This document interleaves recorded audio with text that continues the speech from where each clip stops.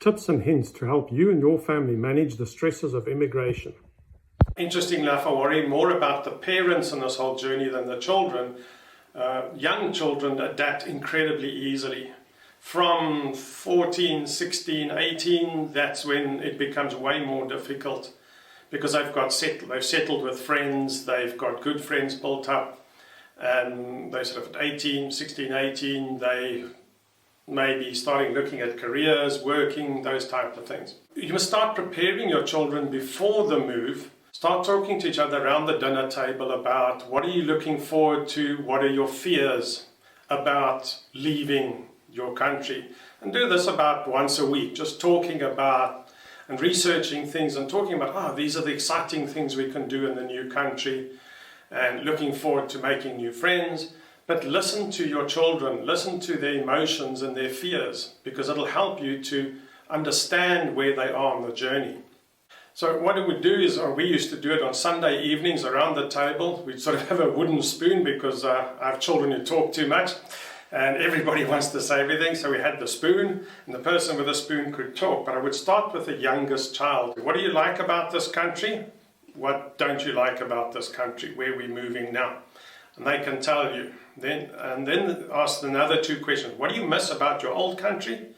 And what don't you miss about your old country? And of course that's where my friends, my grandma, grandpa, uncles, aunts, cousins, those type of things, they miss those things, yes. And it's normal to feel that way.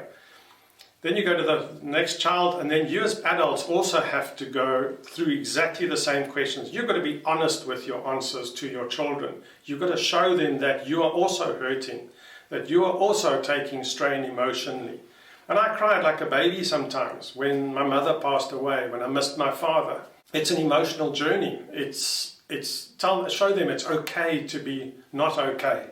In the week, every day, at dinner table, when you're sitting around having a meal together, talk about your sweet and sour of the day. What is your best part of the day?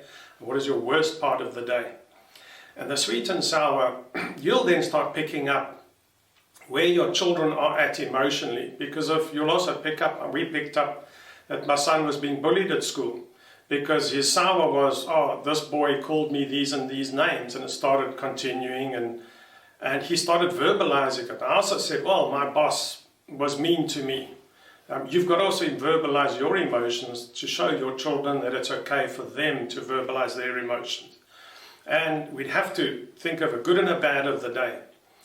And with that, it helped us emotionally grow together and understand each other and be able to help each other.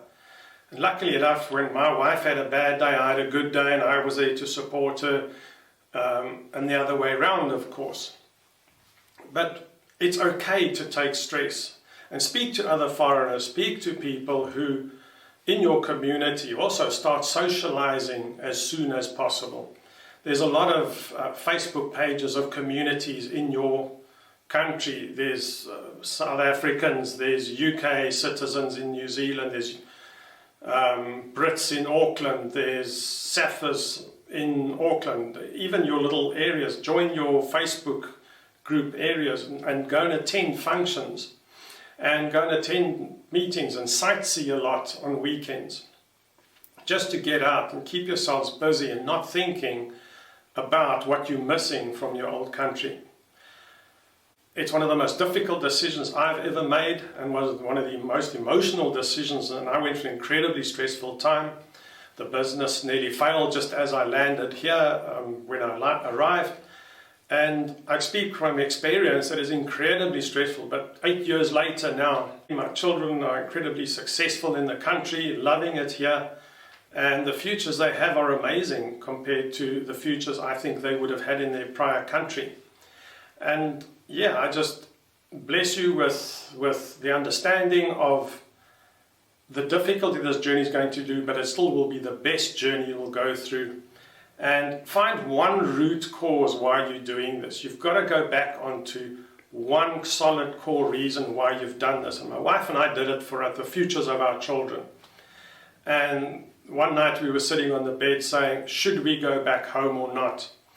And it was it really just came down to my wife looked at me and said, we're not doing it for us anymore, we're doing it for our children. And that was it. We never spoke about it again. So make a list of the reasons why you did it and the reasons why you're going to stay here, and stick to those reasons. And also just support each other in the journey and support each other emotionally.